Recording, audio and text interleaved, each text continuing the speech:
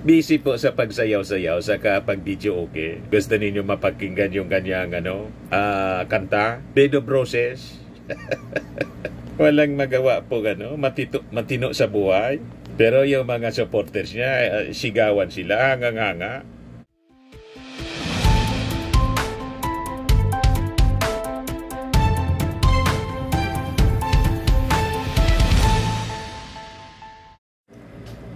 Hello po mga kababayan, si Dante Maravillas. Dito ulit tayo sa ating podcast, Live with Dante M. Pag-usapan natin yung buhay ng ating Pangulong Bongbong na very busy sa mga official functions niya. After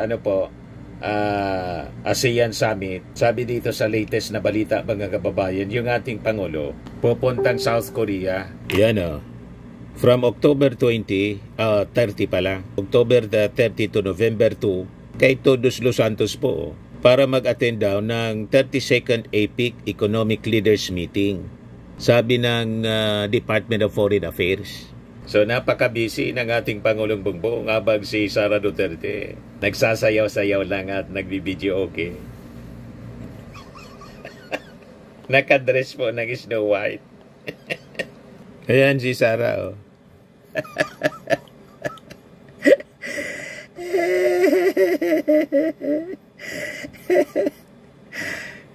Sarap ng buhay mga kababayan ni Sara. Nakadress ng Snow White habang nagsasayaw-sayaw. Talaga niya Mr. Maravillas inotil. Matagal nang inotil.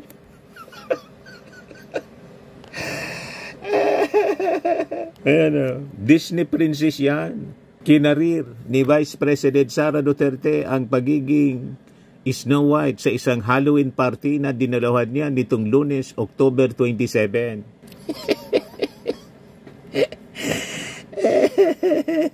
Sabi ng mga netizens, 2028 President. Galactica Daniel, sabi, Snow White, the Lost Thai Princess. Sabi ni Bingbing, dapat Fiona, bagay siya. Sabi ni Ato Oswe, sayag, may saltik. Sabi ni Nina Martinez, OMG, is that Sarah? Did you take your medication? Sabi ni Dexter, is no black. Sabi ni Ren Takahashi, Disney Princess, Kurakot Princess. Sabi ni Fletcher Relatado, Princess in the Bed of Roses. Busy po sa pagsayaw-sayaw sa pag-video okay. Gusto ninyo mapakinggan yung kanyang kanta? Bed of Roses. Walang magawa po matino sa buhay. Pero yung mga supporters niya, sigawan sila, hanganga.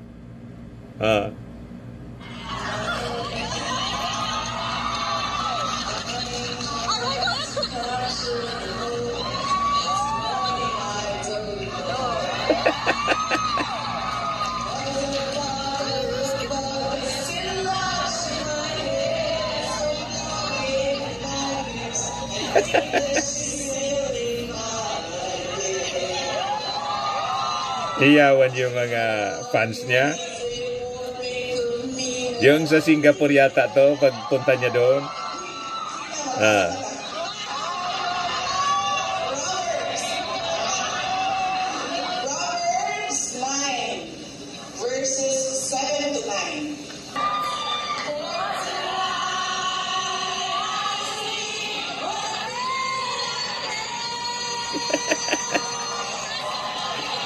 Sintonado.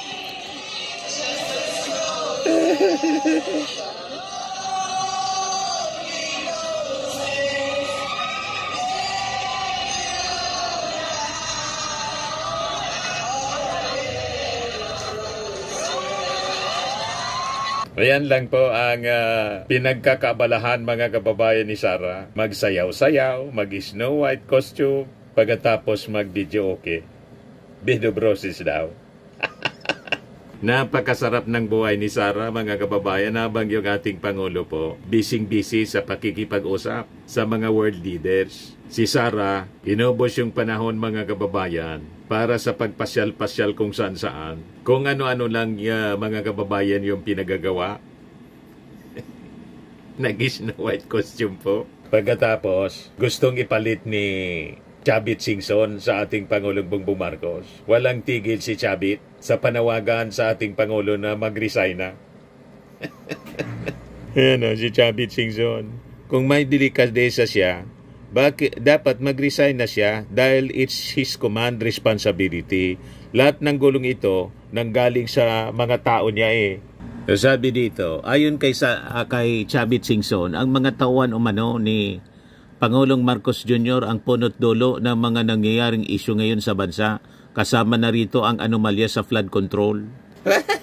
Ikaramihan po sa mga sangkot, kaalyado na senador ng mga Duterte, tulad ni Chis Escudero, ni Jingo Estrada, ni Joel Villanueva. Ang nakapirma doon, mga kababayan, sa BICAM report, si Chis Escudero at saka si Saldico. Wala man po si Martin Romualdez doon sa BICAM report, walang pangalan, walang pirma. So ang mga kwento, mga kababayan ni Chavit Singson, baseless po. Saka yung nag-expose po ng mga anomalya sa flood control, yung ating Pangulong Bongbong Marcos mismo, doon sa kanyang suna. Never po na nag-expose tungkol sa flood control anomalies si dating Pangulong Digong. O diba, malinaw mga kababayan, kaya hindi niya makumbinsi yung ating mga kababayan, yung mga netizens po. Yes, sabi ni Lorna Domanico, Hoy Chavit, ang ingay-ingay mo, putak ka ng putak sa social media, anong meron na mabubulgar sa sarili mo?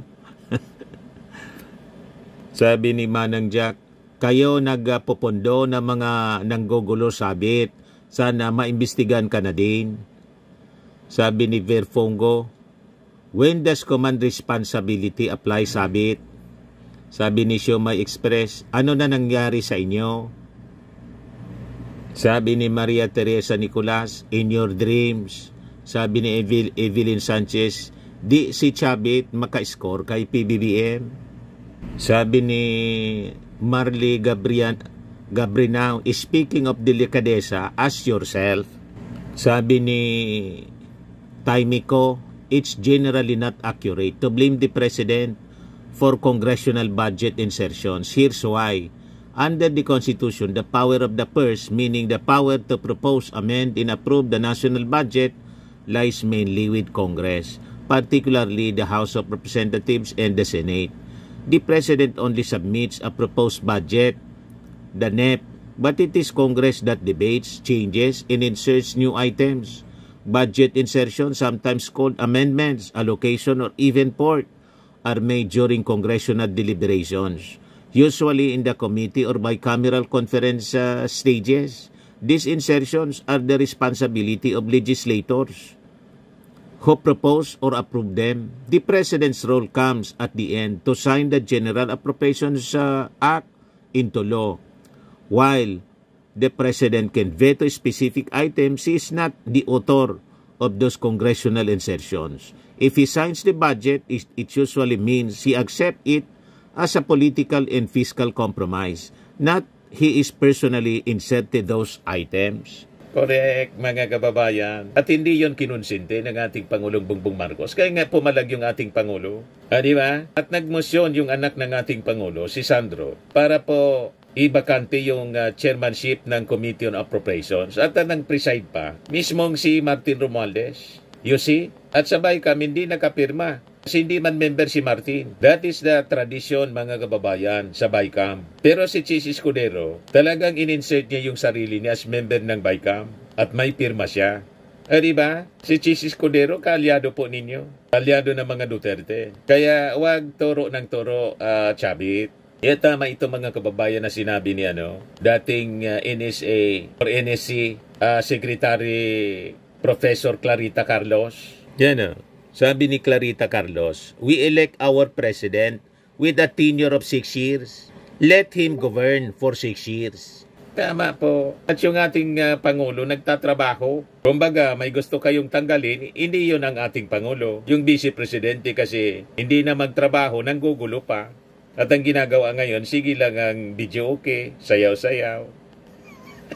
Inutil po. Walang silbi sa ating bayan. Wala nang silbi na mirwisyo pa. Yan ang ang dapat natanggalin. Pero yung ating Pangulo po, busy-busy. sa pagtrabaho. Nandun sa ASEAN Summit para isulog yung ating interes. At sunod mga kababayan sa epic meeting naman po sa South Korea. You see? Yes, sabi ng mga nag-react. Sabi ni Carlito, you are absolutely correct, madam. The good and industrious President, His Excellency Ferdinand Bongbong Marcos, was chosen by the majority of the people. So let us respect and love him. Until the end of his term, he is doing his best for the progress and development of the people in the country. Sabi ni Billy Montuano, correct po kayo dyan. Kaya hindi dumidiretso ang ating pag-unlad, lalo na sa pagsinamahan ng politika. Siguro panahon na para ibalik ang 8 bilang mga senador at kada distrito na lamang ang congressman at alisin na ang party list na laging kontra kung sino man ang nakaupong gobyerno. Pagdami ng senador at congressman, mas malaki din ang nawawalang pera ng bansa at malilimitaran ang matinding korupsyon. Sabi ni Martin Noble, kahit more than 6 years pa, as long as he serves the people well and protect our sovereignty. Sabi ni Jonas, tama po kayo Madam Carlos, alam na kasi natin kung bakit gusto nilang maibaba o mapababa si PBBM para mabura lahat ng kaso nila. Diba, walang kumampi mga kababayan kay Chavit Singson. O ngayon, ibigay ko ito sa inyong additional na information. Yung ilan sa mga senador nagpalabas ng kanilang salin. Lahat po multi-millionaire. Ano? Senators, net worth, billionaire na din pala si Raffy Tulfo. 1.05 billion pesos ang net worth ng mag-asawa. Sherwin Tulfo, pangalawa, 497 million. Si Mig Subiri, 431 million. Si Ping Lacson, pang-apat, 244 million. Si Robin, 244 million. Yung mga nag-file pa lang ito. Si Lito Lapid, 202 million pesos. Si Tito Sen, 188 million pesos. JBRC2, 137 million ng net worth niya. Si Pia Cayetano, 128 million. Wingat Salian, 89 million. Bam Aquino, 86 million. Loren, 79 million. Si Joel Villanueva, 49 million. Kaduda man po. Na 49 million lang ang net worth ni Joel Villanueva. Alangan man. Hindi dineclare siguro yung binigay ni... Ano ba? Si Kiko, 26 million. Si Risa Ontiveros, 18 million. Pati si Chis Escudero, 18 million ang net worth niya. Ngayong donation sa iyo na 30 million. Hindi ba na-declare yun? Nandeklara niya Mr. Maravillas doon sa sa gasto sa eleksyon. Ayan pa lang mga kababayan. Wala pa yung magkapatid na Villar. Saka si Jinggoy, hindi pa mga kababayan nagpa-file. Hindi pa pinapublish pala yung salin. Binabawasan pa siguro. Tinicheck pa kung kapani-paniwala. Yung sabi dito ng mga nag-react, sabi ni Jojo Kinga, wow, si Villanueva Achis, very honest. Sabi ni Edgardo Ramos, wala pa si Villar, bato ay me at go. Wala pa. Sabi ni Cherry Kodja, lakas nung tawa ka doon sa kay Cheese. Sabi ni Mads Zacon, ala, si Keso, konti ng salin. Yung singing, wala. Sabi ni Amsterdam, talaga, Mr. Forthwith? Sabi ni Leah Jimmy. Legit ba kay Keso? Mayaman pa si Risa Ontiveros kay Chis Escudero. Naniwala kayo? Siya yung lumalabas na pinakang mahirap. Pinakang mayaman, mga kababayan, yung magkapatid na Tulfo. Pinakang mahirap po si Chis Escudero na napakatagal na sa pwesto. Congressman, senador, Senate President. Pinakang mahirap pala siya. Ang akala ko nga, ang pinakang mahirap, si Risa at saka si Erwin Tulfo. Kasi si Erwin Tulfo, ilang taon pa lang na nasa Congress. One term pa lang po. Tapos naging PSWD Secretary. Ngayon Senador. Pero almost half billion na rin pala yung yaman ni Erwin Tulfo. Diniclear lahat siguro. Yan So, yung magkapatid na Villar, wala pa. Si Amy Marcos, si Bato, si Bungo. Abangan natin kung magkano ang kanilang net worth.